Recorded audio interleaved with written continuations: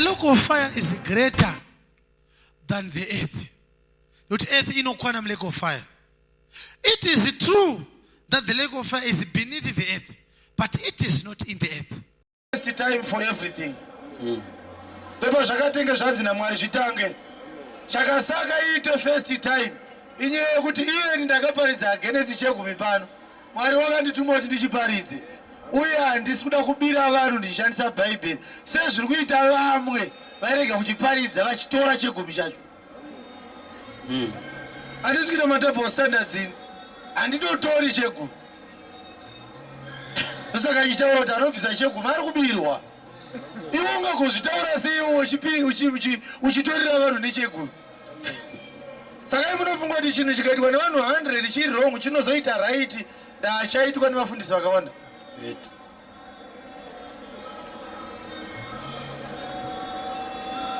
Ai kuri kunzi anouya pano muchinda uyawo andaimbotaura naye semushumiri.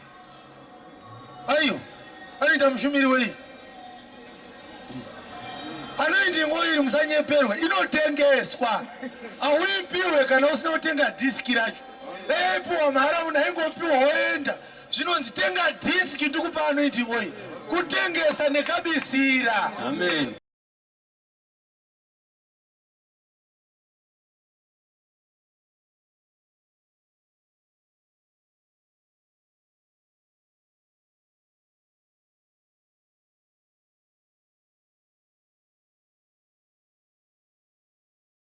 Shoko raMwari ratichaparidza panerwano.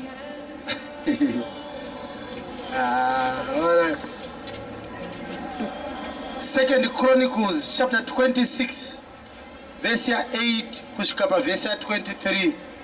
Makoronike echipiri chapter 26 verse 8 kusvika paverse 23. Ikaitinze shoko raMwari richiverengwa pakati pedu. VaAmoni vakavigira Uzia zvipo, mbiri yake ikapararira kusvikira pavanopinda napo paIjipita. Tangira yenyu pavhesi ya1 zvingatiitire zvakanaka. Zvino vanhu vose vaJudha vakatora Uzia wakanga ana makore ane 16. Vanhu vese veIsraeri vakatora Uzia akanga aine makore mangani Uzia paakatorwa nevarume vese veIsraeri? Ane 16. Uzia achiitwa mambo, he was 16 years of age. Ndo age yakanga ina Uzia paakaitwa president. Nevarume veIsraeri ndo vakamuita mutungamiriri wenyika. Yes, vakamuita mambo panzvimbo yababa vake Amazia. ndokubva vamuita mambo panzvimbo yababa vake Amazia. Iye akavaka Eroti akaridzosera kuna Judha mambo avata namadzibaba ake. Yes, ndokubva vavaka Eroti. Uzia wakanga ana makore ane 16 pakutanga kwake kubata ushe. 16 years. Akabata ushe paJerusarema makore ana 52. Akatonga for 52 years ari paJerusalem. Zita ramai vake rakanga riri Jekiria weJerusarema. His mother's name also was Jekoliah of Jerusalem. Saka kana Uzia akatonga nyika for 52 years, iye akatanga kutonga ari 16 years old. Saka paakapedza kutonga akanga aine makore mangani? Akanga aine 69 handiti? Ndizvoka? 52 plus 16 58. 68. Saka akapedza kutonga ari 68 years of age. Mai vake vainzi Jekoliah, iye achitonga ari paJerusalem. Hallelujah. Amen. Ndokubva avaka guta reEroti ndokutidzosera kuna Judha rakanga rapambwa neimwe nyika nemuvengi. Pfuurai mberi. Iye akaita zvakarurama pamberi paMwari. Uzia ndokubva atoita zvakarurama pamberi paMwari sezvose sezvakaita baba vake Amazia. Sezvainge zvaitwa nababa vake Amazia vakanga vafa, Uzia ndokubva atedza tsoka dzababa vake pakutya Mwari. Akashingaira kutsvaka Mwari namazuva aZakaria. Mazuva aiprofitwa namuprofita Zakaraya, Uzia akashingaira kutsvaka Mwari. Yes. wakanga ane njere pakuziva zvaMwari. Uziya waive nenjere pakuziva zvaMwari. Zvino pamazuva akatsvaka Ishe, Achitsvaga Ishe mazuva iwayo, Mwari wakamukundisa. ndokubva apiwa victory naMwari nekuti waitsvaga chiso chaMwari. Akandorwa navaFiristia, He went to battle against the Philistines. akaputsa rusvingo rweGati, And he destroyed the walls of Gath, which was a town in Philistine. nerusvingo rweJabheni, Then he also destroyed the walls of Jabin. nerusvingo rweAshdod. Ashdod was also destroyed. Akavaka maguta panyika yeAshdod Ndokubva vavaka maguta eIsraeri muPhilistine. napakati pavaFiristia. Pakati pevaFilistia, sezvakaita munyika muno kwakupinda muSouth Africa, kwakunotora Cape Town kwakuitira another province of Zimbabwe. Hakusi kushaina ikoko kunenge kwaitwa nenyika. But zvakakonzereswa nekunge asvaga Mwari, Mwari vakamita 45. Mwari vakamufudza mberi. Mwari akamubatsira pakurwa navaFiristia. Mwari aimubatsira paairwa navaFilistia, saka kuhina kwake kwese attributable to God. NavaArabhia VaArabhiawo, vakanga vagere guri yes, Bhaari yes, ravaMeunim. yes. VaAmoni vakavigira Uziya zvipo. The Ammonites brought gifts to Uzziah. Mbiri yake ikapararira kusvikira pavanopinda napo paIjipita. Kusvikira pabhodha reJerusarema neEgypt, ndo pakagumira mbiri yaUzziah ichifamba, Nokuti wakasimba kwazvo. nekuti wakanga very powerful Uzziah. Uziya wakavakawo shongwe paJerusarema, He built a tower in Jerusalem. pasuo rekona Yes. napasuo romupata At the valley gate, napakudzoka kworusvingo at the turning of the wall. akadzisimbisa. And he also fortified the towers. Akavakawo shongwe murenje, He also built a tower in the desert akacherawo madziva mazhinji, and digged many wells, nokuti wakanga ane zvipfuwo zvizhinji. for he had many cattle. Hakusi kuwanda kwemombe dzake ikoko. Yes. Napamapaniwo Nepamapani akacherawo migodhi mapani. napanyika yokumakomo, Nekunyika dzekumakomo akachera migodhi kwese ikoko. uye akanga ana varimi navasimi vamazambiringa Aive nevarimi nevaidyara mazambiringa pamakomo napaminda yakaorera, pamakomo nepaminda yakaorera, nokuti waida minda. nekuti aifarira minda zvisingaite Uziya. Uyewo Uziya wakanga ane hondo yavarwi, Aive nearmy Uziya. vaindorwa vachiita mapoka. Vaitodivhaidhana kuita army kwakudivhaidhana kwakuita imwe regiment neregiment neregiment, kuri kuwanda kwavanorwa. Sezvavakaverengwa naJeyeri munyori, Munyori wenyika, the chief secretary of the state ainzi Jeyeri, ndokubva akuverenga masoja. naMaaseya murayiri, Jeyel the scribe and Maaseiah the ruler, vakatungamirirwa naHamaniya mumwe wavakuru vamambo. under the hand of Hananiah, one of the king's captains. Vose vakaverengwa kuvakuru vedzimba dzamadzibaba, Yes, ivo varume vaiva nesimba neumhare, yes. vakasvika zviuru 2,600. 2,600 generals vakanga vari matungamiriri vehondo yaUzziah, kwete masoja iwo, magenerals. Uzziah aive ne2,600 army generals. Ivo vairayira hondo yakanga yakadzidziswa. Ndokubva vatanga kunzi, and under their hand was an army. Vanhu vane zviuru 309 500. 307,500 soldiers vaikomandwa ne2,600 generals. Vaigona kurwa nesimba guru, That made war with mighty power kuzobatsira mambo kurwa navavengi vavo. to help the king against the enemy. Ukaona nyika yaane 307,000 soldiers. Aiwazve ungadeni were nyika yakadai. Mavhese asaverengwa imbiri yaUzziah. Akadyara mazambiringa, ukaonzwa pachinzi akanga aemploya vanhu vanonzi vadyari vemazambiringa. Imessage yekuti kwaive nevasakuri vemazambiringa nevakohwi vemazambiringa. Handiti ukanga waita purazi yako ukaita vashandi vako vanenge vari vashoma, saka vanodyara ndo vanouya vachisakura nditi kozoita vanouya vachikohwa nditi zvino Uziya aive nevaingodyara bedzi vototora penjeni voenda kumusha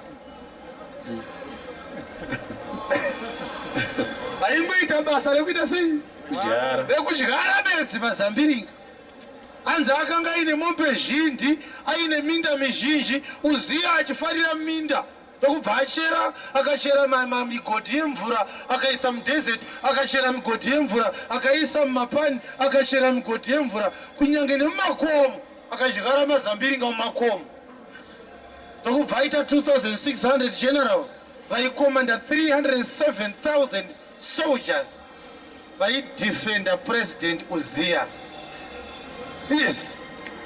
Uziya akavagadzirira ivo vose vehondo namapfumo nengowani nenguo dzamatare nouta namabwe okufura nawo. Uziya ndokugadzirira ami yese izvombo. Yes. Akaitawo paJerusarema michini ndokubva agadzira maengines. The first man pamadzimambo eIsrael kutanga kugadzira maengines was Uziya. He created, he invented engines. The Bible says, and he made in Jerusalem engines. Yakaitwa na vanhu vakangwara. Invented by cunning men. Dokumuka varume vanga vaine uchenjeri hwekugadzira mishina mumazuva amambo Uziya.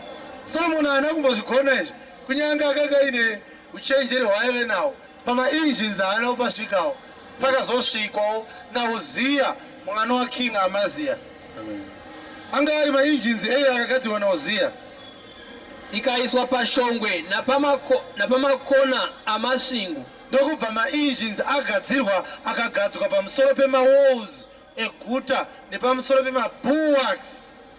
Mabulwarks midhuri yakagadzirwa naHitler yaya yokuti kana maakurwa nehondo kana zvika zvapuresa munomhanya munopinda mudhuri imomo kana pakaridzwa futi inenge haipukanya mudhuri wandimaiziva. Pane imwe yandaiona paNat Geo kuti yanga iine wall yanga iri 6 meters thick.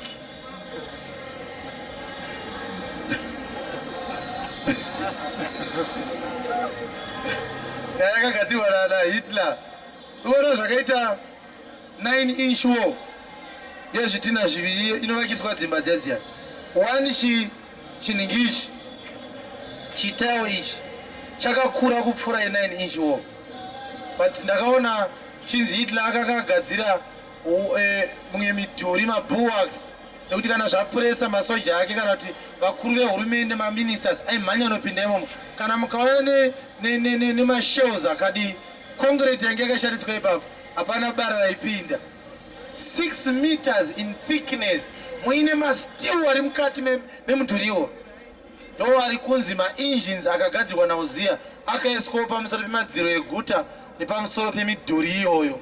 Fortified structures dzinenge dzaitwa prepared and erected for the war situations. Yes. Kuzoposhera nayo miseve namabwe makuru. Maengines akagadzirwa naUziya aive kupotsera nawo miseve mikuru namabwe makuru. Kwaisimudzwa mazitombo akadai opakwa miengine iyoyo. Yematengaza atiri kutyaya haana kutanga nhasi ndomatengaza anyurakaya. Kwaisimudzwa mazitombo so necrane opakwa muengine rochizoti robuda imomo. Uziya aidziya musoro rii. Saka wafuka kwako museve waizedzwa muengine kuti ubude inenge uri museve wakakura sei. Ndokutouya makatakura kuti varume 6 muchidhonza museve osikoundonyera mukati imomo. Engine yokokwa. Museve inenge isisiye kupfuura vanhu vanji. Ine yekudambura ngoro dzemabhiza nekurova kunyange kana ndofika museve wakapinda nepapa unobuda nekusero museve nekuwapakwa muengine. Uziya munhu werudzi murume ari kutraya kusimba ndiparege kuve nemunhu anouya achiti pweye kwaari. choona matombo akaitwa hipi so uchigoti matombo aya ndeye kunoviga vanhu nezvo dzaewa ndeye kurova nawo vanhu chiyana nokanda dombo rakada zvonzi harisiri kukanda nemaoko ndere kupaka minjini dombo rekuti varume 4 vaigarira so Uzia ndo akaugaridza iwayo akuapaka minjini ndopota nchirova nawo rikakuva dombo rakadaro hauvigwa ndinoziva ndonikwatoigwa unofanira kubva wavigwa zvese nedombo rimwe chete Uzia ndokuisa mainjini mishini paakaisa pamidhuri nepamadziro emasvingo eguta achinzi aida kuzopinza kunopaka miseve nematombo makuru kuti arovane nevavengi vake. Saka waiti uchipinda muguta nepajura hoso ukasimudza meso waitoona kuti ndikada kuita musikadzi wayava mahwani nemushini uri papa. Maguta emazuva iwayo aivakwa pachiswa juraho sokuti Harare ino ingadai Harare street iri juraho yeguta reHarare. Haleluya. Amen. Ndo zvanga zvakaita Harare drive sorry. Ndo zvanga zvakaita midhuri yanga iripo. Katinzwei. Mbiri yake ikapararira. And his name spread far abroad. Nokuti wakabatsirwa zvinoshamisa kusvikira asimba. For he was mightily marvelously helped till Uzziah was strong. Nyaya iri kukonzeresa murume uyu kuti amhanye achidai. Arikuda kusimba. Uye arikuda kuti zita rake rifambe. Vanhu vakakwira ngoro vakauya kuguta reJerusarema vachida kunoona mishina yakanga yagadzirwa naUzia. Handifuni kuona unenge uri muvengi wake ka wobva wanzi yaone mushina wandagadzira. Uyu mushina uno zvakaita ngoro yenyu president wekufistia inongoda dombo rimwe chete rine vatotswanyi waimi nemabhiza acho zvese. Ndokubva mbiri yaUzia yaenda mberi. Yes. Asi wakati asimba Uzia moyo wake ukazvikudza. Ndokubva kuzvikudza Uzia. Inzwa Uzia vaka rusvingo, Uzia vaka juraho yeguta, Uzia adyara mazambiringa, andori nevano specialize nekudyara bedzi. Uzia aita mombe dzakawanda, Uzia afarira minda, ndokubva aita zveminda Uzia kusvikira asimba. Mbiri yake ndokubva afamba kunosvika pabhodha reIsrael neEgypt. Ndokubva anzi asimba kudaro, ndokubva moyo wake watanga kuzvikudza. Yes. Akazoita zvakashata. Ndokubva akuita zvakashata ambotanga achitya Mwari. Akatadzira Ishe Mwari wake. Ndokubva atadzira Ishe Mwari wake. Nokuti wakapinda patemberi yaShe kundopisa zvinonhuhwira paatari. Rimwe zuva Uzia ndokumuka twake twakakwidza. Akati guta ndavaka. Amiri kutyisa. Sangana nemusoja so maswera sei. Vanhu vachidedera so. Mishina yakapakwa pamusoro pemaguta nepamusoro pemadziro nepamusoro pemasvingo. Ndokubva one day abuda muState House ndokubva aenda kutemberi straight kwaasingabvumidzwe kuenda. Ndokubva aenda kutemberi. Unopinda nekuouter court wobuda muouter court. Kana uri povho usiri weimba yaRevhi usiri mupurisita unogumira muouter court imomo ndokunge riri zuva rekupinda mutemberi wanga usingapinde paunoda. Uzia ndokungoti andorambidzwa nani ndiri mukuru wenyika. Fasha mutemberi akaita sei?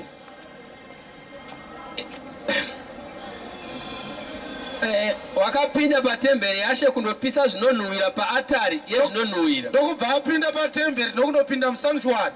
Akati right ndakuda kutopisa mashizha. Ndipei kuno spoon dzacho nemapanga acho. Yes. Ipapo muprista Azaria ndiye anga ari high priest mazuva iwayo. Wakamutevera akapinda navaprista. Ndokupinda achiteera ndobva president vaenda pamberi prista kumashure. Ana vaprista vaShe vana 70. Ndokubva apinda achiteera Uzia aine 80 priests. Iye Azaria ari the high priest. Ndokupinda musanctuary akaona president vakatobata mudziyo waMwari. Vakutemba masoja. Yes. Vaiva varume veumhare. Vakanga vari varume veumhare maprista iwayayo. ivavo vakadzivisa mambo Uziya. ndobva vapurisita vakanga vari varumiwo mhare ndeveimba yaRevhi, please musada vapresident, musada rundapota ii mune pawasi kuno kumarasika. Vakati kwaari, ndokubva vati kwaari Uziya, nhandi Uziya, nhai Uziya, hazvifaniri kuti imi mupisire Ishe zvinonhuhwira. imi hamungapisire Ishe zvinonhuhwira kunyange muri mutungamiri wenyika. Asi vapirisita navanakomana vaAroni vapurisita nevanakomana veupurisita vakatsaurwa kupisa who zvinonhuhwira are consecrated to burn incense for the Lord. kudai panzvimbo tsvene, udai musanctuary muno mupresident nokuti madarika matotyora murayiro zveupuresident hazvishande muno. hamungakudzi naShe Mwari, Ishe angazvifarire zvamaakuita iye akakugadzai maakukonana naye manje. nokuda kwechinhu ichi. chinhu chamaakuita ichi puresident hachiite. Ipapo Uziya akatsamwa kwazvo. Uziya akabva ati, do you know me, I'm the excellency, I'm the high priest, I'm the commander in chief of this country. Yes, Zvino iye akanga akabata Ariana, akanga akabata hadyana Uziya, hadyana hari dzamwari ndoyanga abata yezvinonhuhwira kuti apise zvinonhuhwira. achida kupisa hari yanga ine mashizha anopisirwa Mwari nemapurisita, akasvikirwa atoibata kare. Zvino wakati achakatsamwira vapurisita, akafundumwara kudo achitaura macredentials ake, maperembudzi akabuda pahuma yake ndokubva pamhanza pachienda kunge pazorwa fulawa. pamberi pavapurisita muimba yaShe, Vapurisita vakatarisa kurutivi rwearitari yezvinonhuhwira. kurutivi rwealtar yezvinhu zvinonhuhwira. Zvino Azaria mupurisita mukuru Azaria mupurisita mukuru navapurisita vose vakatarira kwaari, priests vakavapita musanctuary vakatarisa kuna Uziya, so vakaona kuti vava nemaperembudzi pahuma vakaona yake, kuti president vakurwara, vakachimbidzika kumubudisapo. ndokubva vamhanya kunobata president vaakurwara nemaperembudzi. Kunyange naiye wakachimbidzika kubuda, iye ndokutanga kumhanya akati hazvichaita regetieti, nokuti Ishe wakanga amurova. akanga arohwa namudhara.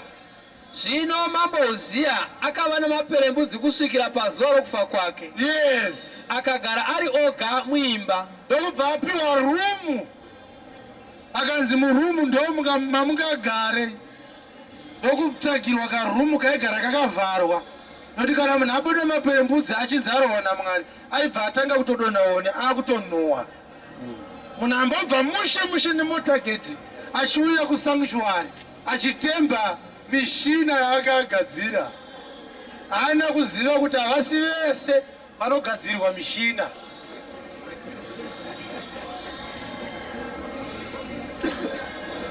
Ndokutsvagirwa rumu Uziya, kwakugara imomo kusvikira afa, haana kuzombobuda murumu imomo. Nenharo dzese dzakabva dzapera. Ndichabuda sei ndichidonha nyama kudai? Ndichabuda sei ndichidonha honye kudai? Ndichabuda sei ndakachenyuruka kudai? Ndichabuda sei izvo zviguru zvakudonha 1:1? Chapter 6 verse 1 yaIsaiah. Wese ndaida kuziva kuti Isaiah anotaura sei.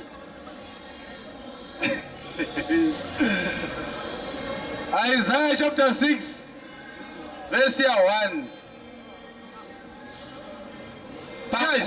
NdiyaIsaiah uyu. Pagore rokufa kwamambo Uziya, Gore rakafa mambo Uziya, ndakaona Ishe agere pachigaro ini cheushe, ndokubva taona Ishe vagere pachigaro cheushe. chirefu chakakwirira, Chakareba chigaro chaIshe, mipendero yenguo dzake ichizadza temberi. ndokubva dhirezi raShe razadza temberi yese. Ndirai vakadaro. Vaibheri zita raShe ndo riri kugara mutemberi. Haleluya. Amen. Azaria ndiye muprista mukuru. Ishe ari kudenga, but ane chimwe chitemberi chaakagadzirisa panyika, akati ichi handigare mashiri ichi, ndichangoisawo zita rangu imomo. But magariro anoita kudenga Ishe hanzi naIsaiah, dhirezi rake rinozadza temberi yese. Amen. Uziya pfasha kwakutsika dhirezi kusvika asvika musanctuary. Haunozvidzwa izvi. Aombera Kristu wako, ombera Kristu wako. Dzokorodza Isaiah chapter 6. verse 1. pagore rokufa kwamambo Uziya, pagore rekufa kwamambo Uziya, ndakaona Ishe agere pachigaro cheushe. ndokubva ndaona Ishe agere pachigaro cheushe, chirefu chakakwirira, chachiri chirefu chiri padenga zvisingaite. mipendero yenguo dzake ichizadza temberi. Mipendero yenguo dzake ichizadza temberi. Huku yati Uziya akabuda nekuouter court. Outer court unenge watova temberi kare, ndokufamba, ndokukurosa curtain, ndokupinda musanctuary, ndokunobata bheseni raMwari, ndokutotanga kuda kutobatidza machisimo. Azaria ne-8 mapriest vana vake ndokumhanya vakati ko president munopengera ini ndenda the excellence of this nation. Vakati no, ino yaisi this nation itemberi yashe. Amen. Aisi this nation ino itemberi yari yashe. But as Uziya unoona zvakaita panapa. Hallelujah. Amen. Box, mire box muno. Right. Yai yakaitika mazuva Uziya. Temberi ya Solomoni yanga vakwa kare. Saka kana uchibva panze patemberi ya Solomoni, panga paine ma steps aunokwira nawo wopinda padhore kupinda mutemberi. Handitika? Wopinda mutemberi makamira mumurume uyu munonzi outer court. Kana uri musi weSabata, chechi yese inogumira outer court. Panapa outer court muno mune chibheseni chebrasi chirimo chainge chine makumbo so chiri che4 corner, zvokuti muprista mukuru aipinda vana vake vese vari kusero, osvika pachibheseni asitori nabhutsu kare bhutsu dzaibviswa panze, obva ageza tsoka ogeza maoko pachibheseni apa nemvura irimo. Vana vese muprista vari kupinda musanctuary vaigeza wewe baba, ochizopinda muno muchibhokisi muno ndo musanctuary. Musanctuary munomu ndo maiswera muprista gore rese.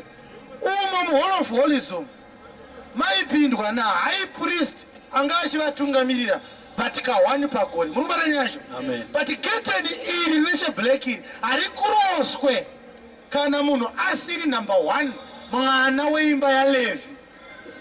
Number 2, kunyange ukaita mwana waLevi kudaro wanga usingapinde futi kana uine mamwe madisabilities.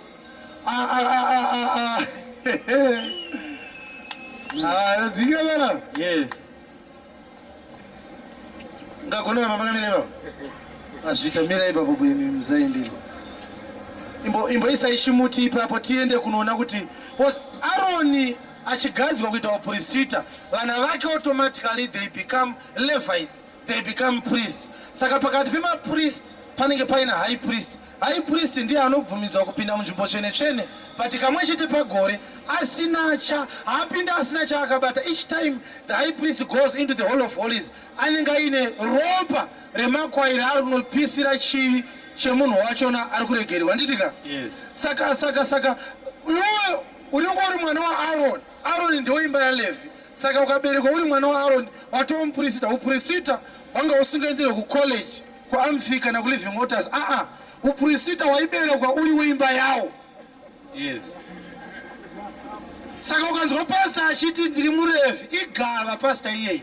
Yes. Nekuti uLevi haukwalifaiwe.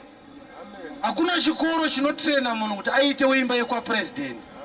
Unotoberekwa uri weko. Yes. Kana uri wekwachikona mombe, kana ukafarira kujoina mhuri yekwachiyangwa sei, you will never become part of that family. Unotoberekwa uri wekwachiyangwa. Yes. Ndiri kuzwira here? Amen. Hallelujah. Amen. Saka muRevi ndiye ane rudzi runonzi rudzi rwechiprista.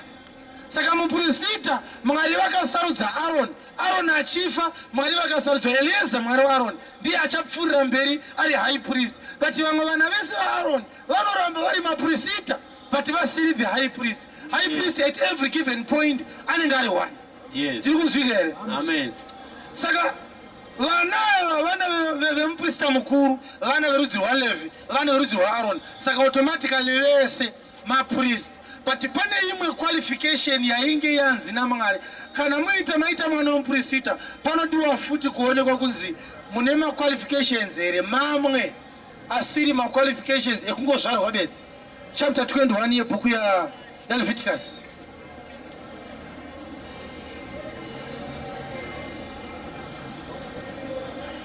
Verse 17. Uone kuti kana ukanga uri mwana womuprista but wapotseka watadza qualify qualifications still waisabvumiza kupinda munomu waigumira futi kunze. Amen. Iwe uri mwana womuprista but wonzi waongororwa nekuti pane mutemo unotaura kuti mwana womuprista anopinda akanga akaita sei. Ngatinzwe verse 17. Taura naAroni uti, taura nahigh priest ndaAroni ipapa anga atogadzwa kare ava high priest. Saka arida kuudzwa kunzi vana vaunopinda navo musanctuary pavana vako vese usazouya nerigurumwa njira rese pane vanogona kutadza kuqualify vari vana vako vakatotadza kupinda. Yes. Ani nani wakaremara pakati pavana vako anenge akaremara pamwe ane ruoko rwakadai kuti ane rimwe gumbo rine chigurumwe chisipo. Yes. pamarudzi avo ose pavana vako vese verudzi rwechiprista ngaarege kuswedera kuuya nezvokudya zvaMwari wake, arege kupinda musanctuary. nokuti munhu upi noupi wakaremara ngaarege kuswedera, kana riri bofu kana unokamina kana wakaremara pachiso. Mwana womuprista but ibofu kana kuti wakaremara pachiso kana une mutezo wakarebesa.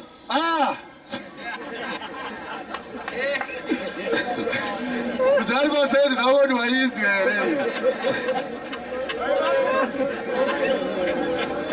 Unenge uchipfeka bhutsu size 17 une tsoka yakarebesa hauchapinda. Kana munhu unorutsoka rwakaira muri vari musikazi vaisikati muri vari vamwe ari musikazi vakati musiyai akadaro. Inzwanei, kana waita mazinzeva anenge mahwane muiwo kudai watoita mutezo wakarebesa. Amen. Kunyange uri mwana womuprista hauchadiwa. Ukaita munhu inenge Peter Jerusalem hauchapinda.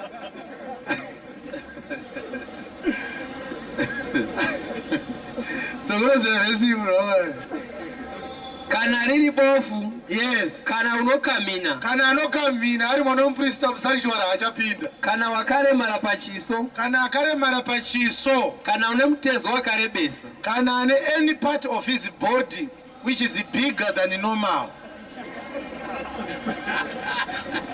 Yes. kana munhu unorutsoka rwakavhunika, kana ane tsoka yakatyoka kana kuti yakavhunika pamwe anofamba akadai ameno zvaakaita. Yes. kana ruoko rwakavhunika, kana ruoko rwakavhunika, kana uno musana wakakombama, kana anofamba akadai haapinde musanctuary iyeye, kana wakaonda kwazvo, kana mutetetete haunozvidzwa izvi. Iwe bhaibheri hauvereke saka zvauzviziva izvi. Ukangoita mutetetete bedzi hauchapinda musanctuary. Yes. kana unoruvara paziso rake. Iri rechirungu iri kai rechishona rine mistake yaraita. Hallelujah. Amen. Nekuti rechirungu rinoti iro or a man that is broken footed or broken handed or crook backed or a dwarf. Kana ukaita mfupi futi hauchapinda musanctuary. Amen.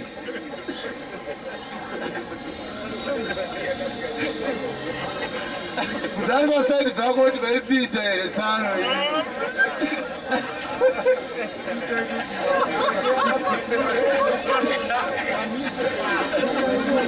uri mwana weimba yeuprista but tsoka yarebesa. Uri mwana womuprista maziso akurisa. Uri mwana weimba yemuprista wanyanya kuonda hauchapinda musanctuary. Moses obva ati haisi mhosva yangu ndakatoiudzwawo nyaya iyi. Saka Aroni aiunganidza vana vake wati raita fana nguva yekupinda musanctuary yasvika chimira apa tikuongororei. Oti baba mapupikiro enyu aya amupinde. Saka tichagumira zveri pauta koti muri mwana wangu chokwadi muri werudzi rwopurisita, but you are limited by height. Avakanyanyawo konda havangapinde. Ini ndaputse kukurisu paunenge waine nyatera washayirwa size pafactory zvinonzi kana bhata yakushayirei size hamuchapinda baba. Urikuona nyazvo urefi hwamurikuda kujoinawo hamuuzive zvakanaka. Saka muchi ndiri murefi ukaita murefi iwewe haupindo arikutaurira zvimwe. Even a dwarf koi mhosva yangu here kupfupika, haisi mhosva yako, hausi kudiwa, pinda uone. Kozi kana waitira nharo Aroni waizoitwa yauziya iyi kana wapinda. Yes. Hallelujah. Amen. Ndiri kuzvika here? Yes. Vana vanake vanga vaine zvigunwe 6 obviously vava vasingapinde. Goriati anga ari 3.5 meters tall, obviously anga asingapinde. Amen. Hamudiwa vanhu vakarebesa. Haiti yako haisi raiti, Zakeo anga asingapinde.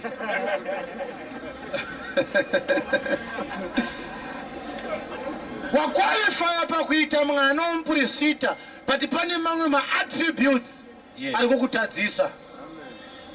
Toda unoparidza uziya asi Mwari dai akandibatsira. Hallelujah. Amen. Saka nzvimbo idzi dzakaita zvadzakaita kudaizwa handitika. Iyi outer court mune murumo muno mumusanctuary uko ku Hall of Holies handitika. Vakapfupika vese nevakaremara nevakadi aiwa ku outer court pinda henyu. Umu musanctuary ampinde. Yes. Furembe tinzwe mamwe ma limitations.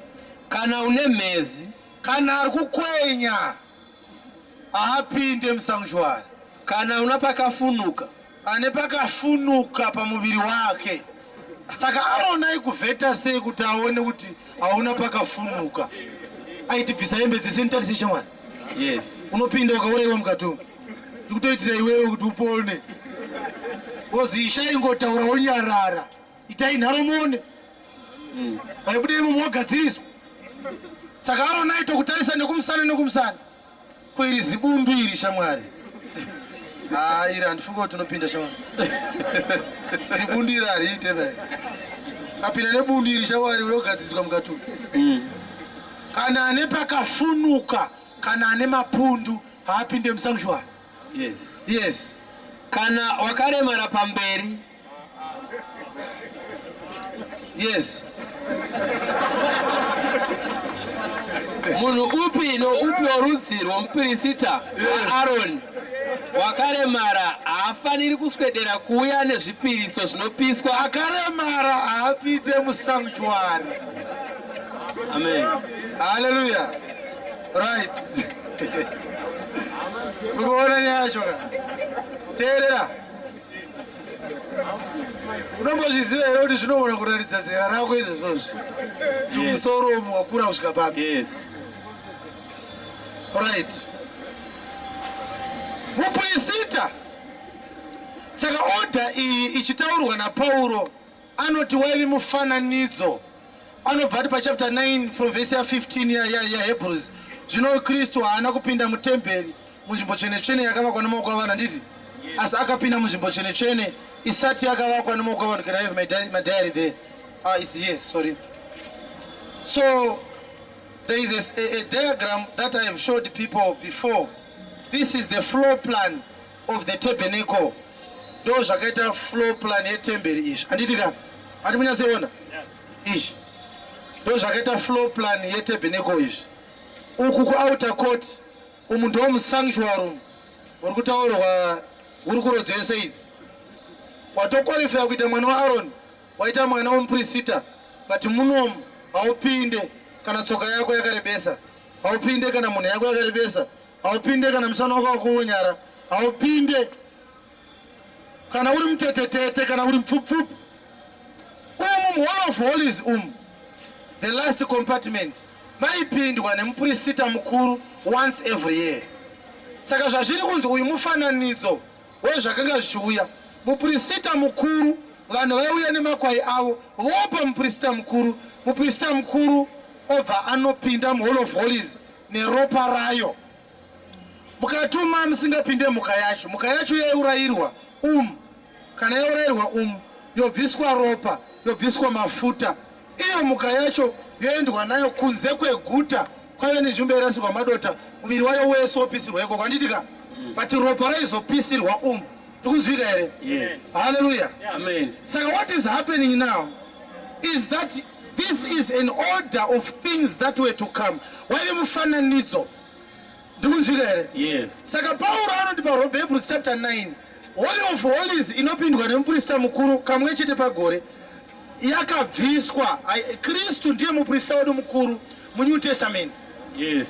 Aaron akafa, uprista ukatorwa naElieza. Elieza akafa ukatorwa nemumwe kusvikira wamboenda kuna Ikabhodhi ukazodi. Mazuva anoberekwa John the Baptist, the high priest was Zachariah.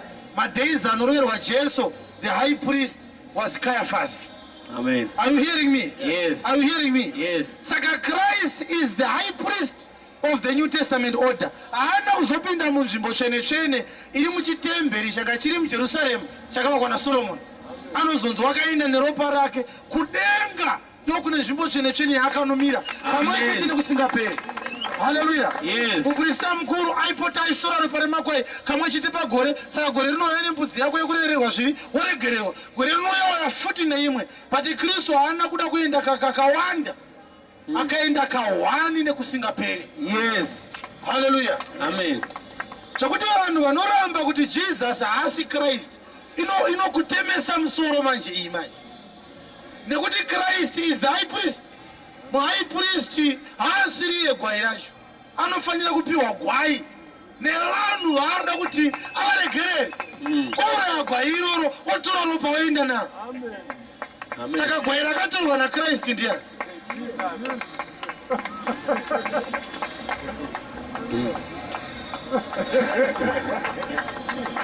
Hallelujah. Amen. Zvokuti ndaitaurira vanhu kuti ukaverenga bhaibheri uine hasha kana kuti wakauya wega usina kutumwa, unoona kuti kuparidza kuno kunetsa. Unopedza vakuita mamwe chapter unenge wakunzvenga.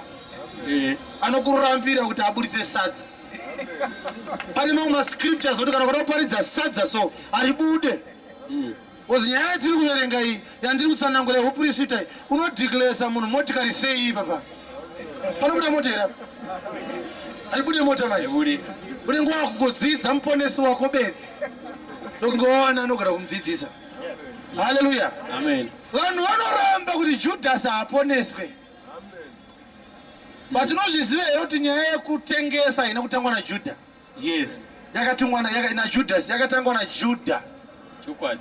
Paanotengesa Joseph, paanosugesta kuti zvinotibatsirei kuuraya Joseph, tobva tariga ropa rake. The Bible says, what profit does it give us to kill this young man and conceal his blood? Angari mugomba anditi? Yes. Ngatimtengesei.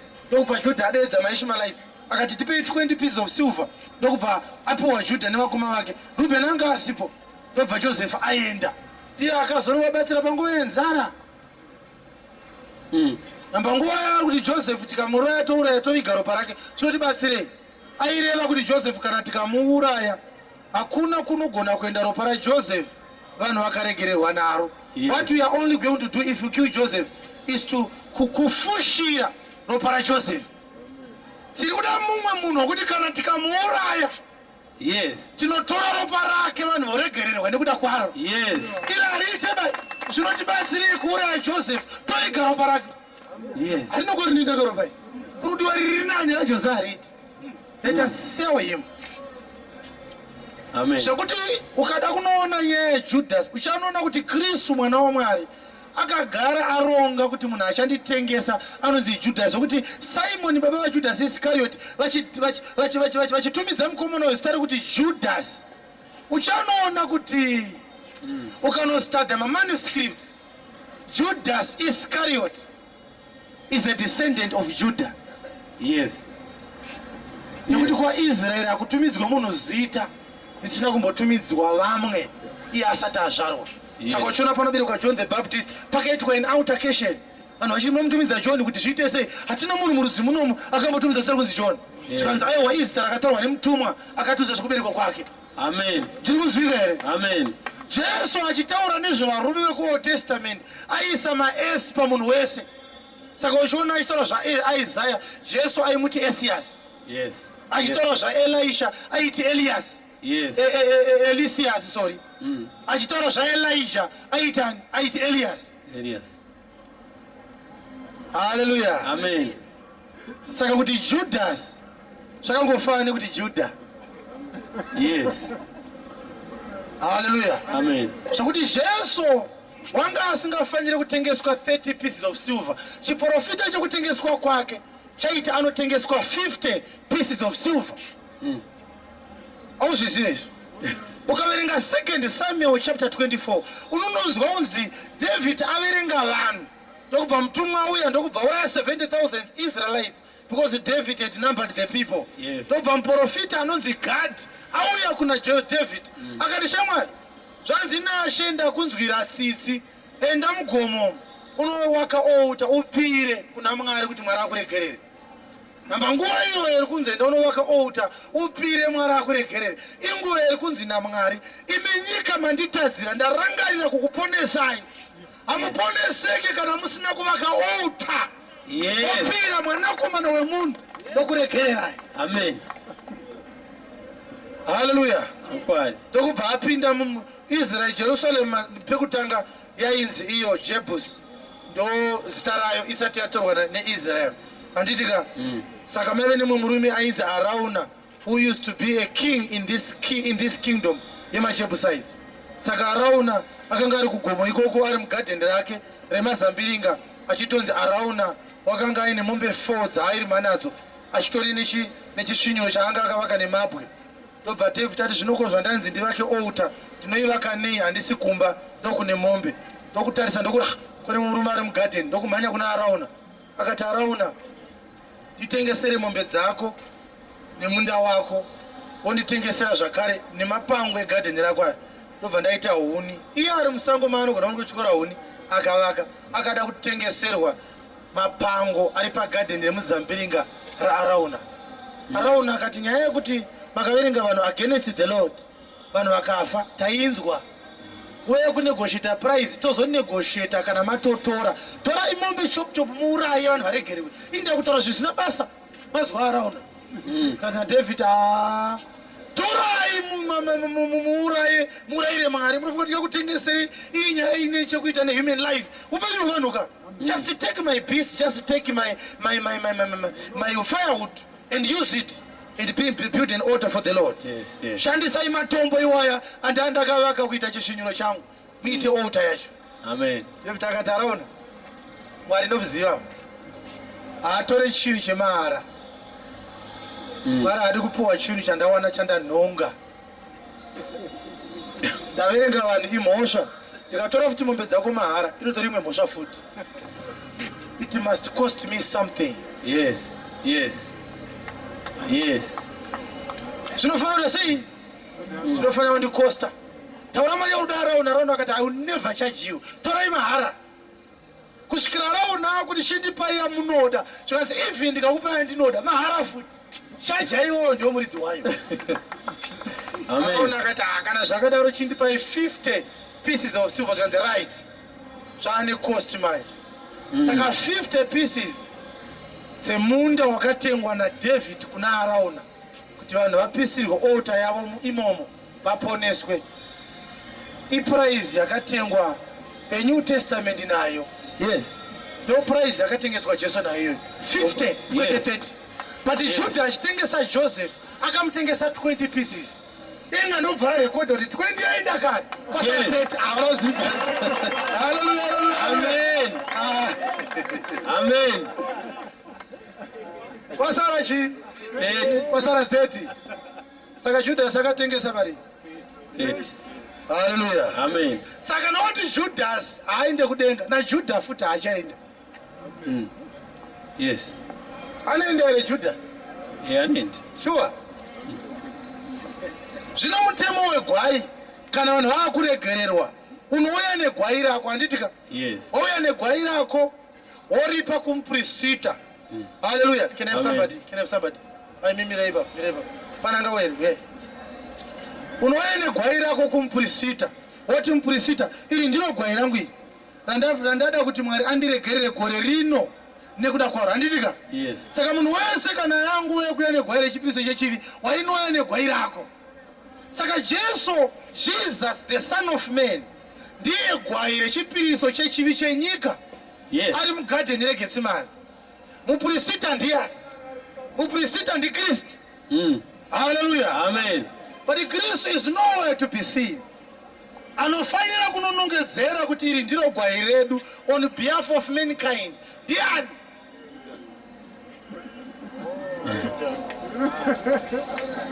Ndiani anonongedzera gwai?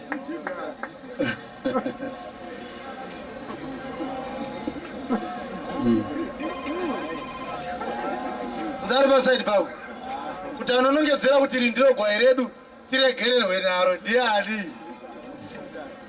Abusati makura vadzangu saka muchiri kumhanya nekuti Judas wandaidyawo naye.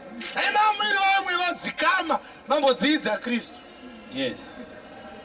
Ambomira kukondema Judas. Matombodzidza. Chokwadi. Takanzwa mumwe achiti munoti Judas anoponeswa sei? Iye Jesu akamuti iye devil. Kwenga Peter akanzi iye devil wani. Unoverenga tsamba dzaPeter here. Umwe wavoka mukomana akanzi futi iye Satan. James na John iye akanyora zvakazarwa akanzi futi iye devil. Yes.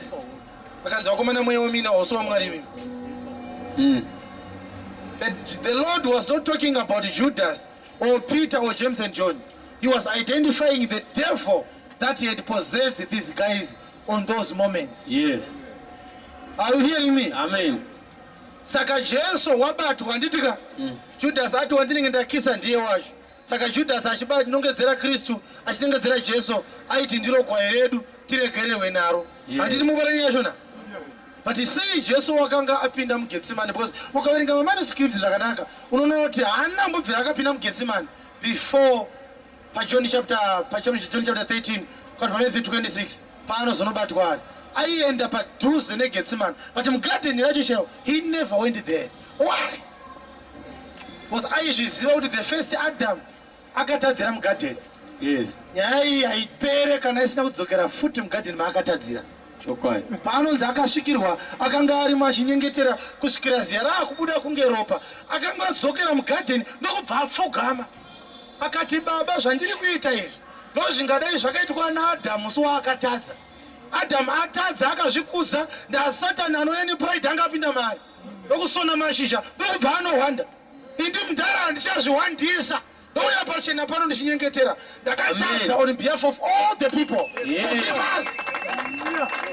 Are you hearing this? Amen. Ndikuzvika here? Amen. Imwe drama raaizadzisa ndiri paGenesis 22 ronzi Abraham abata Isaka amusunga asimudza banga akanzi cheuka ndokuona paine gwai rakanga rakabatwa nyanga dzaro mugwenzi. Yes. Iri message yekuti ndo mabatirwo achaitwa mwanakomana. Yes. Anenge asina tambo muhuro achangoonekwa akamira ari mugadheni akakura iso vanhu voyo ubva mubati. Amen. Hallelujah. Amen. Zvino muprista kana abata gwai ndobadzai uziya mai manje muprista kana abata apuwa gwai nemuridzi waro tiregererwe hariende kunourayiwa musi iwoyo runoita nguva yakareba 3 days or more muprista nevana vake vachiriongorora harisi kurwara here harisi kukamina here harina masports here harisi speakwood here harina zvikwekwe here harina kuonda here kana rikanga raonekwa riine chipomero muridzi waro odedzwa tora gwai rako udzokere naro harikwalifaye. Taona riine maronda pasi pedumbu taona gwai rako richikamina taona gwai rako harina kunyatsosimba pari kudiwa gwai risina chipomero. Saka Kristu wabatwa haurayirwe zvivi zvevanhu kusvika maprista amubata omuongororawo. Amen. Hana chipomero here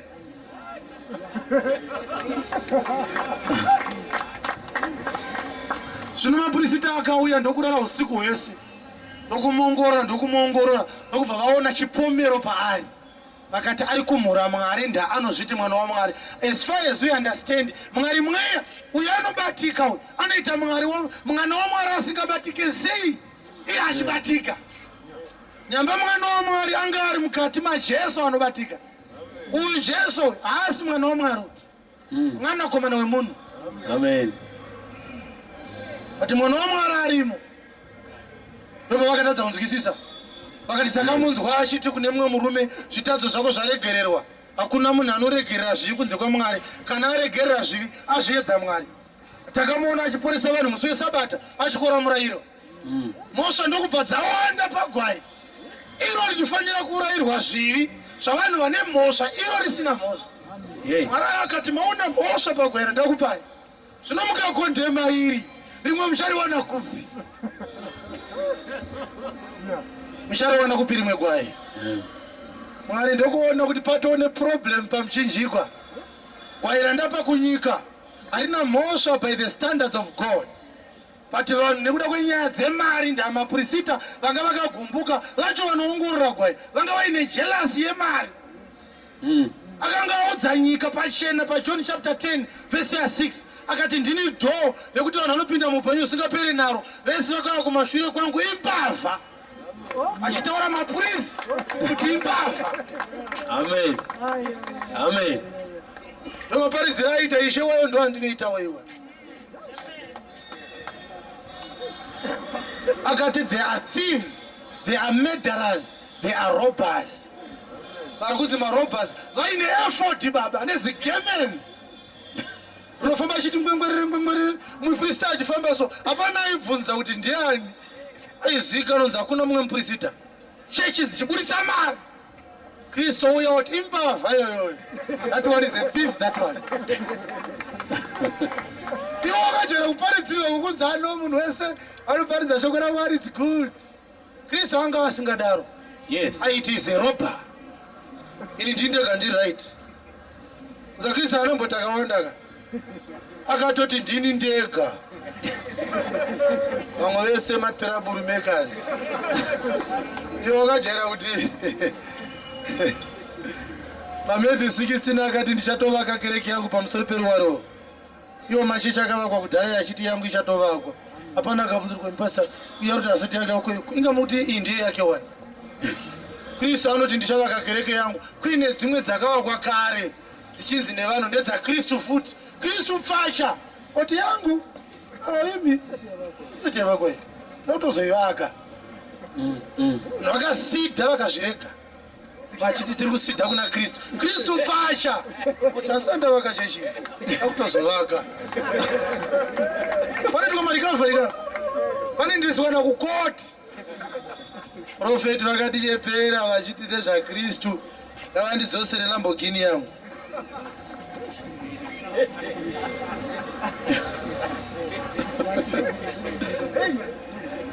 Hallelujah. Amen. Ndiri kunzwika here? Yes.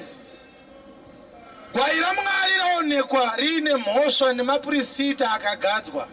Nekuti mapurisita akagadzwa ana ziso remweya, ane ziso renyama, akagumbuka nekuda kwemari yavhariswa nemukomana. But Mwari avapa gwai haana mhosva yaari kuona pariri. Mapurisita ese ari kuti ane mhosva. Mwari akati ndoita sei? Chegadzirisi. Ndopaanonosvitswa muoko maPilate. Pilate ndiwe gavhena wedu tonganyai. Akamvenga endeswa kuna Herod. Saka Pilate wakanga ari gavhena yemuJerusalem. Uyu Herod ari the tetrarch of Galilee. Saka kuGalilee ndoko kuhometown kwemukomana. Saka achibatwa kuGetsemani akatombendwa naye kuGalilee. Herod akaroti muchinda wechokwadi anogara kumaraini kwangu. But mamubatira kupi? Tikanzi muGetsemani. Saka Getsemani ndiye muJerusalem aka. Jurisdiction aisi yangu. Kusungwa ndio area kwangu. But mhosva yaparirwa kusiri area kwangu. Yes. Ndaine musungwa. Atiri matimabirwa kumabvuku. Icho kari mukomana anogara kuno Kambuzuma. But mapurisa oKambuzuma anongodhira nemhosva dzaparwa muKambuzuma. Iyi yaparirwa mumabvuku iyi.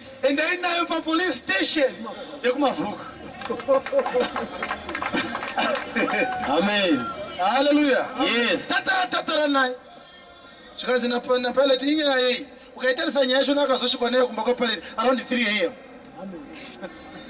Kazi wa pallet ndokusara akarara. Anonzi akazobvunza kuti ko iri pasa apa ndei. Chikazi pane musungu auyiwa naye anzize male factor ari kukonzeresa disorder. Nyaya evhangeri ari kuparidzana vagumbura avazoitaura kana yakuvapurisa vanogadzira nyaya nyowani. Amen. Atuka hurumende mkomana.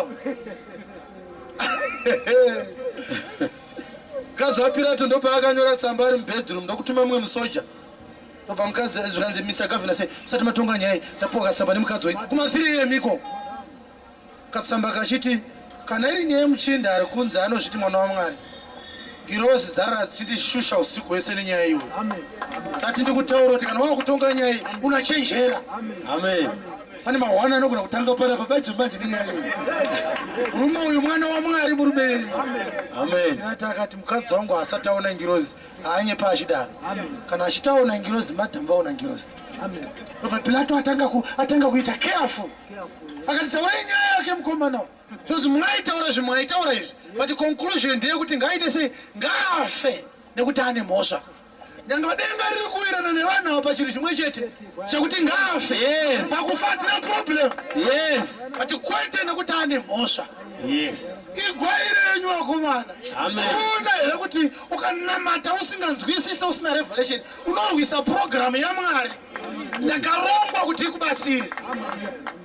Yes. Apurisita yese ari kuti ane mhosva ngafe. Mwari akati aiwaka chasaka ndimise mumaoko enyu semapurisita ndati muongorore gwai kuti harina mhosva.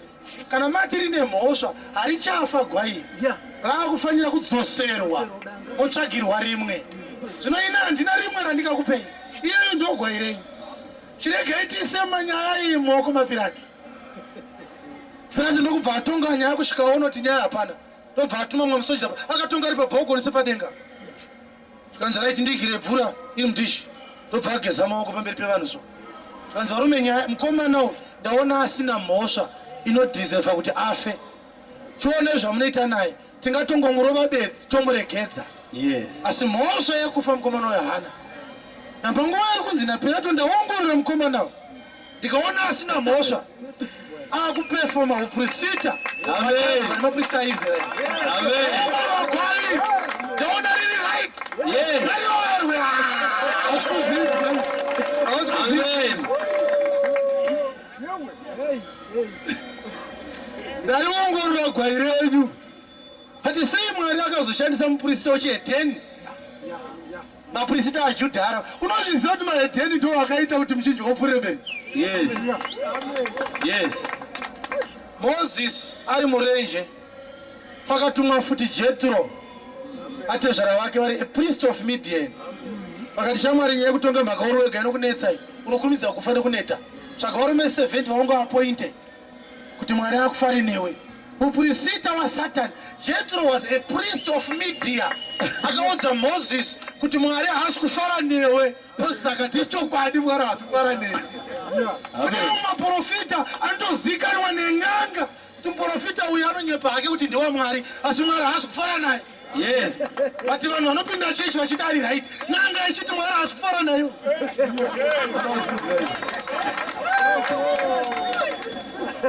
Amen. Hallelujah. Yes.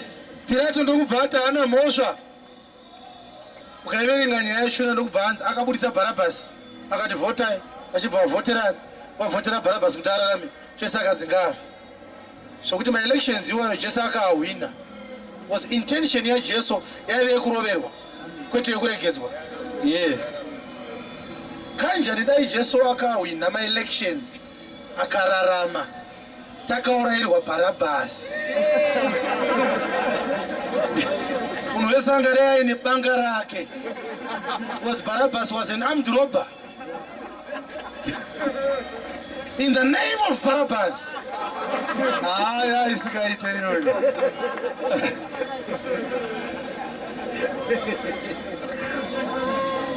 Kadisianeni ya Barabbas. Kadidzoke kuye uprinsita. Ndokubira kusibira mashure mishana. Nautsanangura nyaya. Uziya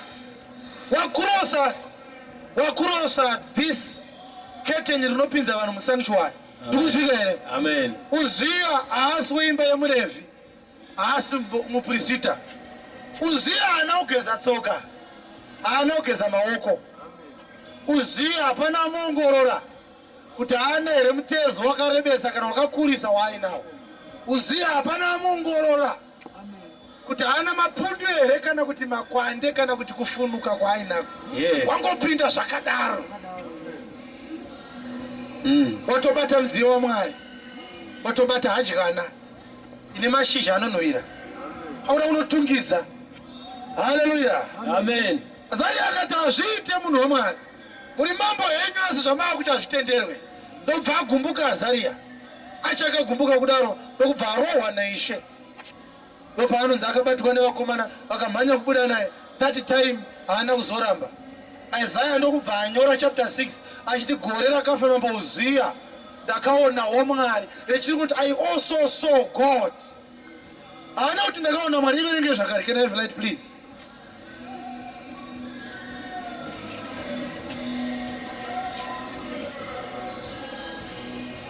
Pagore rokufa kwamambo Uziya, Yes. ndakaona Ishe agere pachigaro choushe. Iri riri kutadza kutaura beni. Saka muchonda reshona tichiripomera tichipota tichimbori suspenda. Rinenge raita sei? Right, regai tikumbire mukoma wangu ari pano vamboverenga. Vanzwe kuti chokwadi richandi kutaura kuti reshona rarasika. Chapter 6 verse 1 neverse 2. In the year of that king Uzziah died, I saw also the Lord sitting upon the throne. Can you read louder please? In the year that king Uzziah died, I saw also the Lord sitting upon the throne.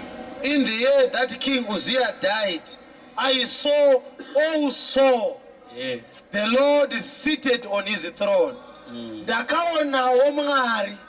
What is Isaiah trying to say pari kuti I saw also? Ari kuti panguva yaifawo mambo Uziya, ndakatoti Uziya achifawo indaitoonawo Mwari hangu. Mambo achifa indaitoonawo Mwari. Amoti munozvoonawo sei? I saw also. Kufa hako kunoita mambo Uziya, but ini panguva yaifawo ndaitove busy kuonawo Ishe. Vakaita zvakanaka vasingaite mambo Uziya vakafa. Dai vasina kufa ndaimuona here Ishe. Saka we can rephrase this statement. Tigototi gore rakafa mambo Uziya, Uziya wakaona Mwari. Handiti? Wakaonawo Mwari. Tigototi zvakare kuti Uziya, kuti Isaiah aonewo Mwari, mambo Uziya vakafa gore iroro. Kana kuti zvakatora rufu rwamambo Uziya kuti Isaiah aone Mwari. I saw also. Ndokubva ndaona verengatinzwe reshona. Paanoti ndakaona, ingwesai ndakaonawo ipapa. Pagore rokufa kwamambo Uziya, Yes. ndakaonawo Ishe agere pachigaro choushe. Ndakaonawo Ishe agere pachigaro choushe. Chirefu chakakwirira. Pachigaro chirefu chakakwirira. Mipendero yenguo dzake ichizadza temberi. Dhirezi rake richibva Holy of Holies richinosvika muouter court. Ukanoverenga mubhuku raMapisarema unonzwa David achiti nekuhewu chaiko Mwari muriko, nekumvura muriko Mwari. Haleluya. Amen. Ndiri kunzwika here? Amen. Hallelujah. Ndakaonawo Mwari. The garment, the hem of his garment, called his train, filled the whole temple. Temberi yese ikazara negarments rake. Saka Uziya achikurosa kubva kuouter court achinopinda pasanctuary panapa achitanga kufamba so haana kuziva mazwa. Hallelujah. Amen. Kuti dhirezi rake murume uyu riri kunzi rinozadza temberi. Akasara obata hadyana atsika hembe yemukuru-kare.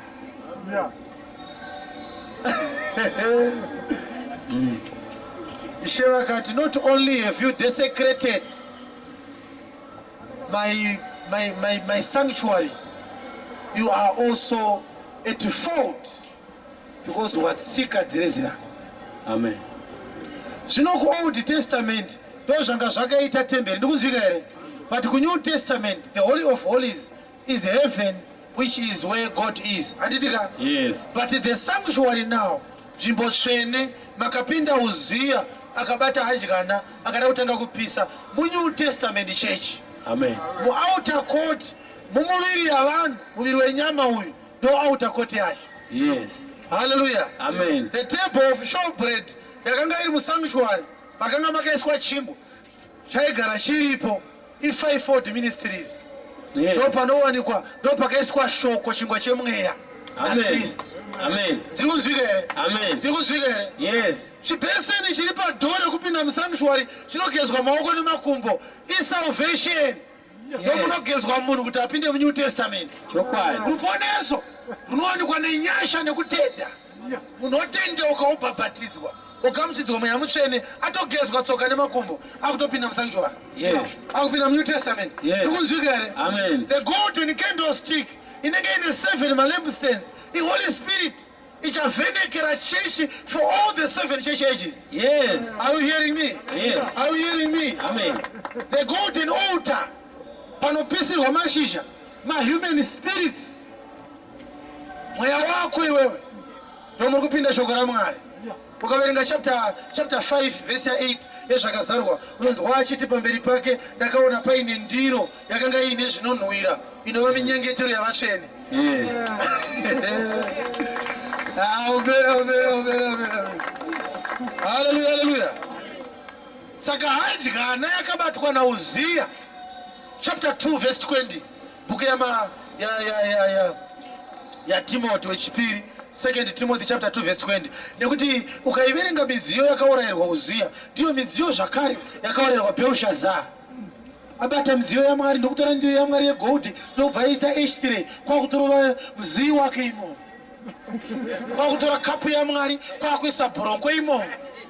Pakarepo ndokuona madziro pakanyorwa miniminitiki uifasi mayerwa mambo mukaonekwa makaereruka. Urikuona kuti nyaya dzekubata midziyo yaMwari dziri kungoitwa nemadzimambo bedzi. Yes. Belshazzar achibata midziyo yaMwari akanga ari mambo. Uzia achibata hadyana yaMwari ndi mambo zvakare. Yes. Zvino mirai. Saka tataura kuti musanctuary mune handiti sanctuary mune table of showbread, 540 ministers. Zvakare mune chingwa chiri pamusoro petable of showbread ndo pakaiswa shoko raKristu. Lampstand ndimweya mutsvene inenge ine 7 makenduru. First candle inovhenekera the Ephesian church age. The second candle yovhenekera Pergamos, imwe yovhenekera Thyatira, imwe yovhenekera Philadelphia, imwe yovhenekera Laodicea. Ndikunzwika here? Amen. Ndikunzwika here? Yes. Hallelujah. Amen. Golden altar ndo human spirits chibheseni tati salvation. Saka pane imwe nyaya yataura kunonzwisisa. Pane makapu nendiro dzaMwari. Uyo akanobata hadyana Uzia akada kunopisa mashizha akabata hadyana iyoyo ndopa akabatwa nemaperembudzi achibva anopinda mumba akafa kusvikira zuva raakafa anga akavharirwa mumba. Hallelujah. Amen. Ndikunzwika here? Yes. Saka zvimwe zvese zviri musanctuary taakuziva kuti zvinomirira chii. Tinoda kunonzwisisa ndiro nehadyana yakabatwa naUzia kuti inorevei. Ngatinzwe. Zvino muimba huru hamuna midziyo yendarama neyesirivha bedzi. Imba huru inotaurwa naPauro iNew Testament ndo sanctuary yacho. Asi mimwe yamatandawo hamuna midziyo yendarama bedzi, mine imwe midziyo yematanda neevhu, mimwe inokudzwa mimwe isingakudzwe. Naizvozvo kana munhu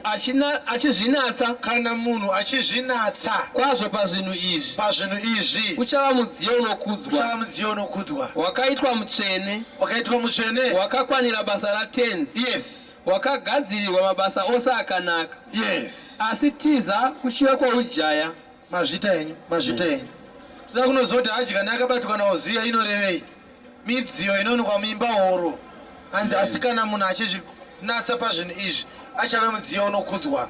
Yes. Saka munhu wese ari muchechi yaKristu ndo midziyo inowanikwa musanctuary. Yes. Kana uchiita zvedheko pamwe uri ndiro yegold. Yes. Kuti unenge wagamuchira a golden salvation, a golden Holy Spirit, a golden word, a golden grace, a golden faith, and Yes. a golden dispensation. Amen. Saka unenge uri mudziyo wechi wegold. Kana uchiimbira Mwari unongochitori ndiro kana spoon kana kapu ya Mwari. Uri midziyo inowanikwa musanctuary. Yes. Hallelujah. Amen. Tiri kuzvika here? Amen. Saka Uzia waita musikanzwa, chakonzeresa Uzia kuita musikanzwa mukurumbira waaita. Aita femu isingaite. Ndokunobata, ndokunobatwa nechivindi chekuda kunopinda musanctuary. Iye ari mambo. Vanhu vanoremekedza Uzia ari president wenyika. Zvemuri imba yaMwari Uzia ngaasiyane nazvo. Yes. Naye hama dzangu, mukurumbira upi waitsvagwa naUzia wakamubatisa midziyo yaMwari? What kind of fame was Uzia looking for? Akatarisa nyika yese akaona kuti hapana pano pandisina kusvika, hapana pano pandisina kuita zvandinoda kunze meimba yaMwari. Takuda kunoita madirativhange ndiri mimba yaMwari. Azaria akati hazvina kufanira komadei kuita kustate house kuenda kana kuOAU kana kuUN munoita zvamunoda, komuno muchechi maitire izvozvo. Amen. Kana zvanotaura shamwari takawina elections inini bvunza zeki. Free and fair.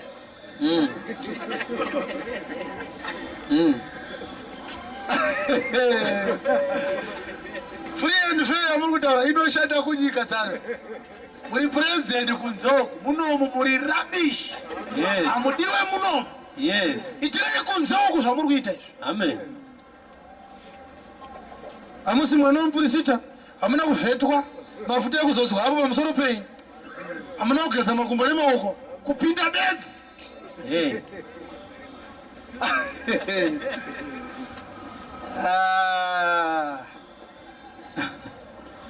Isaiah ndokubva ararama ari in spiritual oblivion kusvikira Uzia wafa.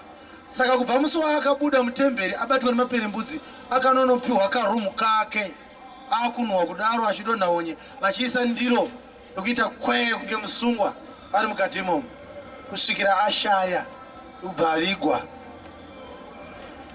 Isaiah wakanzi Nashe chiuya kuno tionane, Nasire iye yafa.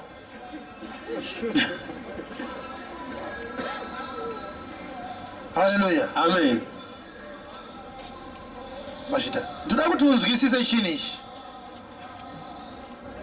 Musanctuary makapindwa naUzia, wakapinda muNew Testament, wakapinda muchechi yaKristu, ndokubva ada kunoita mastatutes maorders namamovements asingatenderwe munhu asina ukama naMwari. Yes. Zvokuti uite mukuru wenyika inyasha dzawakatowanawo idzo dzoUzia. Umu mudai waregera kupinda. Amen. Kusvikira wanzwisisa kuti munopindwa bedzi nevana vemupurisita. Yes. Saka uri kuparidzwa nenyaya yaUzia, mweya wekuti muchechi yaKristu mune vamwe vakapinda kugezwa tsoka naKristu kuponeswa havana. Hallelujah. Amen. Ndiri kuzvika here? Yes. Vane mumwe mikurumbira vakanga vaita kunyika uko, ndokubva vagaya vakati tikaita zvechechi tinogona kuita mari. Vamwe vakatokwira dzindege vakayotanga machechi muno. Yes. Hallelujah. Amen. Kwakuda kunotanga nekuti hadyana yakabatwa naUzia. Uchaona kuti hadyana iyoyo munoiswa mashizha opiswa ari imomo achinhuhwira. Hadyana yakabatwa naUzia inomirira shoko raMwari, Bhaibheri. Amen. Ndo rakabatwa naUzia. Kwakuda kunovhura nekuti rikapiswa namweya mutsvene Bhaibheri ndo panozobuda zvakavanzika zvaKristu. Yes. Haleluya. Ndiri kunzwika here? Wabata hadyana yaMwari munobikirwa mashizha anonhuhwira. Amen. Azaria kwakuya nevanhu 80. Wai akauya nevanhu 80 achida kunodzivisa president nevakomana vake. Zikazari president haana kupinda ega, nevakapinda navo. Amen. Hallelujah. Amen. Akauya nevanhu 80. Why? Because 40 is a number of endurance. Saka he double endured to be able to restrain the king. He double endurance. It took the grace of God. Yes. Kuti Azaria agone kuna president wenyika waanotofanira kuti your excellency timambo marasika boldness yekuti akaenjwa ma consequences ekugona kubva ipapo achinzi anobatwa treason. Yes. Atuka president undermining the authority of the president. Andina kuandamaina ndatova advisor president ava advise kune munhu vasina kuemploya uri advisor wavere and andisiri hangu advisor wavo but vanga vatsauka. Unotaura kuti mukuru wenyika atsauka iwewe. Who are you in this government? Andina hangu chigaro pastor. Unonzwa mango magwate kuti unonosvaka zvaizvo kuvhara nzeve zvaizvo dzichirira ndo endurance yakaitwa naAzaria. Amen. Achida kudzivisa vamwe vanhu vagarwa nehumwe umambo. Uzia ashuya ari president yaine message yekuti vanhu vachada kunopinda munzvimbo tsvene yaMwari kuti vaite zvavanoda vasina mvumo vanenge vagarwa nehumwe umambo. Kingdom of darkness. Vanopinda vaine authority yeumwe umambo hunobva pamwoyo wenyika kwakunobata hadyana yaMwari. Tibe mapiri mashizha tipisire. Mune chinangwa chei nai mambo Uzia? Mune chinangwa chei? Iye hadyana yaMwari. Uza zvakaipira Bhaibheri. Neboko Haram inotori nemashopu anotengesa Bhaibheri. Anybody can sell the Bible. Anybody can buy the Bible.